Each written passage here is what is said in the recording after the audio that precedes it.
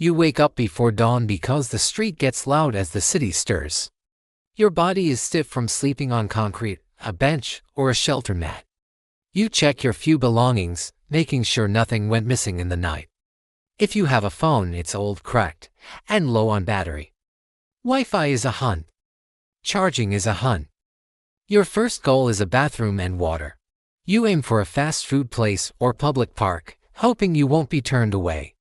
Clean clothes are rare. Food is next. You scan for a church breakfast or a soup kitchen. Hunger never feels far away. You plan your day around safety, weather, and places that won't push you out. The library is gold warmth, outlets, a chair, a chance to look for day labor. But you watch your bag the whole time. Getting an ID takes time, fees, and an address you don't have.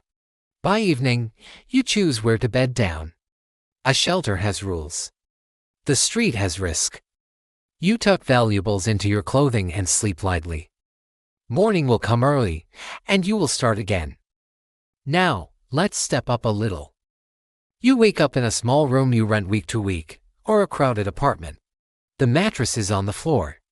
You check your prepaid phone to see if service is still on. You count the bus passes left in your wallet. Breakfast is basic oatmeal or toast. You stretch groceries with coupons, food stamps, and food pantry days marked on a calendar. Getting to work takes time. You wait for a bus that's late, or you drive an old car with the check engine light on. Your hours change week to week. You say yes to every extra shift because you can't risk saying no. Bills are a puzzle. Rent is due, but the electric bill is behind. You choose which late fee hurts less. You put off dental work. You fix things with duct tape and YouTube videos. At night, you sleep, but it's light, hoping nothing breaks and that next week's hours are enough. Let's move up again. You wake up before sunrise to an alarm. You rent a small apartment, maybe with a partner or roommate to split costs. You check your bank app to see if the direct deposit hit.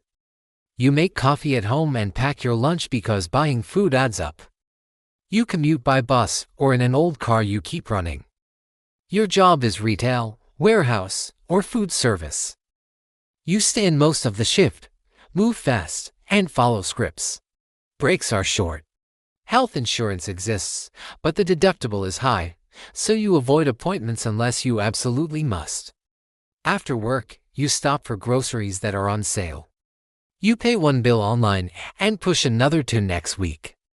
You might move $20 to savings, then pull it back when the tire hisses. At home, you cook a simple dinner, do laundry, and maybe start an online course before your eyes close. You set 2 alarms and get ready to do it all again. Next, you wake up to an alarm in a modest starter home or a 2-bedroom apartment. You keep a running list of bills on the fridge. You have a steady job with set hours. Health insurance and a small $401,000 match come out of each check. You budget in an app and autopay the essentials. You drive a reliable used car with a loan. At work, your role is clear. You get a paid break and a lunch window. You track your paid time off and try not to touch your growing emergency fund. During lunch, you check your bank app. A utility bill posted, the student loan draft hits tomorrow. You move a little money into savings. You price shop between stores and buy some items in bulk. Dinner is cooked at home most nights. Streaming is your main entertainment. You feel organized, with a small cushion in the bank. Now, we're in the middle class. You wake up in a 3-bedroom house or a nice apartment you plan to stay in. The heater, AC, and appliances work. You set the coffee to brew on a timer. Paydays are steady, bills are on autopay. You keep an emergency fund and contribute to retirement every paycheck. You drive a late model car under warranty. At work, you have a defined role with some control over your day. You put 10 to 15% toward retirement. You might also send money to a college savings plan. At lunch, you skim your bank app.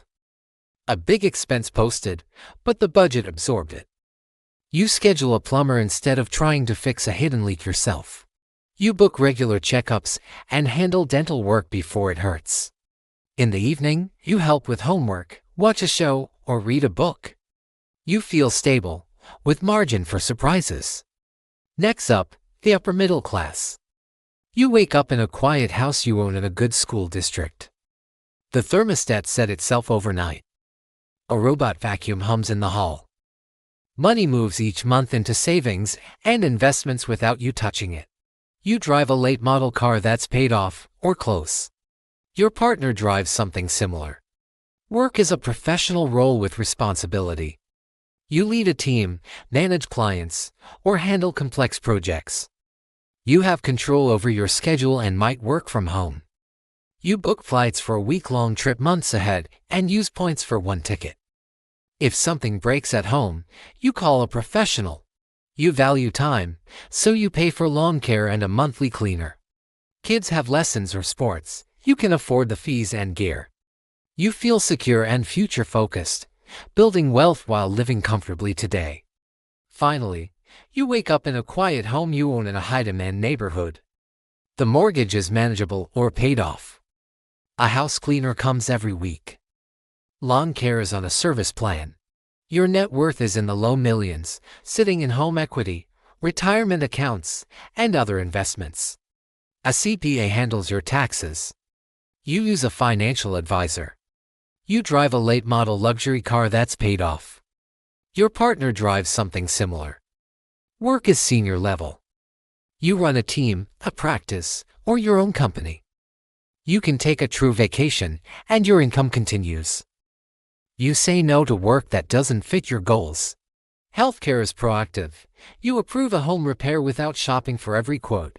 You book flights for a 2-week trip and pick solid seats. You donate to causes you care about. If you have kids, you can afford activities, tutors, and maybe private school. Life feels less about getting by and more about living well and leaving a legacy. From sleeping on the street to sleeping in a house you own, each level has its own unique set of challenges and reliefs. What does a normal day look like when you're rich versus ultra-rich? Let's explore. First, imagine being comfortably affluent, maybe with a net worth of around $5 to $10 million. You wake up in your own bed, in a home you own. The biggest financial decision you'll probably make today is whether to fund a new hobby, maybe finally take that pottery class, or upgrade your gym membership to one you'll actually use. In the evening, you might spend a little time reviewing your investment portfolio, maybe sign a document your accountant sent over, and order a nice gift for a friend without even glancing at your bank balance. You're not just comfortable today, you're actively planning for the future, thinking about that home renovation next summer or a big trip abroad.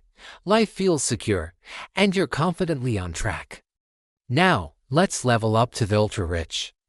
With a net worth over $100 million, your day starts in your primary residence. Perhaps a sprawling estate or a stunning penthouse. Staff have already been there since before sunrise, the shades open automatically, and your phone displays a concise brief from your chief of staff, today's meetings, a window for travel, a note about a charitable donation, and a quick market summary. Your personal trainer is waiting in your private gym, and breakfast is prepared by a chef. If you decide to leave, your security team has already planned the optimal route. Your wealth isn't just in a savings account, it's spread across public stocks, private companies, real estate, and cash. A dedicated team, your family office, manages not just your money but your entire life. You review a simple one-page dashboard showing your net worth, cash on hand, and any new deals. Your legal counsel flags important items, your tax team has filings ready for your approval, and you move on. Your day is spent in high-level meetings with founders, CEOs, and partners, making major decisions, selling a stake in a company, funding a new venture, or walking away from a deal. You're not chasing small wins, you're focused on the few key decisions that can move billions. Your assistant handles the minor tasks, and your publicist screens interview requests. Travel is completely flexible. If you need to fly, a private jet is ready on your schedule. When it comes to giving back, it's done with intent. You might have a foundation or a donor-advised fund supporting causes you're passionate about. You don't just write a check, You might join a board, fund a research lab, or build a new program at a university, tracking impact reports, not receipts. At home, repairs and projects happen without your involvement, managed by your house staff. At night, you get a final update from your family office. Cash levels are good, deals are progressing, and security has confirmed tomorrow's plan. You sleep well, knowing your time is protected and your options are limitless. Finally, what about the billionaires? You wake up in one of your several homes around the world. Staff are already at work. Your chief of staff has sent the morning brief, overnight market movements, key headlines, and any urgent issues requiring your decision. The jet crew is on standby, just in case your plans change. The vast majority of your net worth is tied up in the companies you own or lead. The rest is managed by your family office. A well-oiled machine handling everything from investments and taxes to travel and property. Your workday is about making a few monumental choices. You'll meet with your investment lead to review a simple dashboard where big numbers shift based on your calls, buy more, sell some, or fund a revolutionary idea. You might meet with a founder at 9, a head of state at 11, and your own company's CEO at 2. Your questions are short, direct, and aimed at the heart of the matter. You make 2 or 3 major decisions a day and delegate everything else.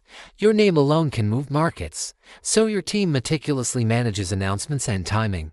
Travel is seamless. Either the jet takes you where you need to go, or the world comes to you. Late afternoon is often reserved for family.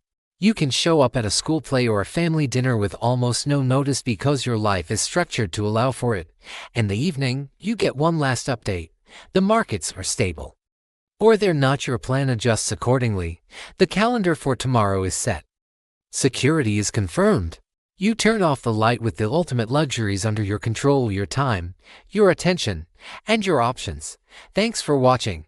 If you found this interesting, make sure to like and subscribe for more.